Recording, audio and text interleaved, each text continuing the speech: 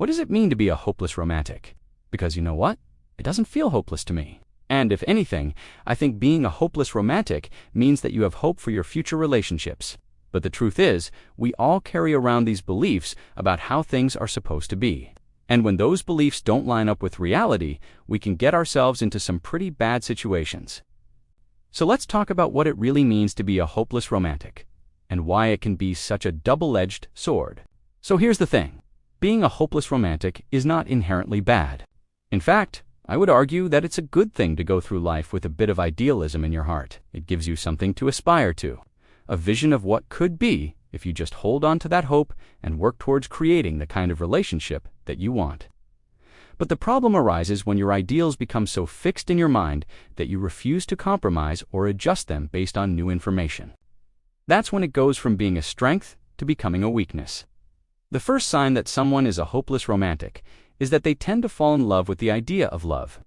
And while that might sound sweet and innocent enough, the truth is that it can lead to some pretty bad decisions. For example, someone who falls in love with the idea of being in love might stay in a relationship too long because they're afraid of giving up on that dream.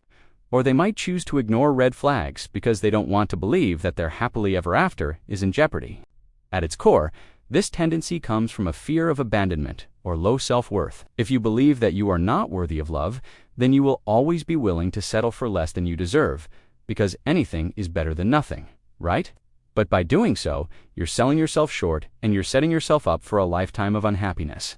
And that's why it's important to be aware of this tendency in yourself, and to make sure that you're not letting your fear of being alone cloud your judgment. You see, being a hopeless romantic can also mean that you have unrealistic expectations of your partner. You might expect them to be perfect or to meet all of your emotional needs, which is never fair to them or to you, because no one is perfect and no one can fulfill every single one of your desires. This can lead to constant disappointment and frustration in your relationship. Here's the truth. A healthy relationship is one in which both partners are able to be their true selves and still feel loved and accepted. It's not about finding someone who completes you or makes you happy all the time. It's about finding someone who loves you for who you are and who you can love back unconditionally. But when you're a hopeless romantic, you might find it hard to see your partner as a real person with flaws and imperfections. Instead, you might put them on a pedestal and expect them to live up to an unrealistic standard. When they inevitably make mistakes or let you down, you'll be left feeling disappointed and disillusioned, because they are simply human.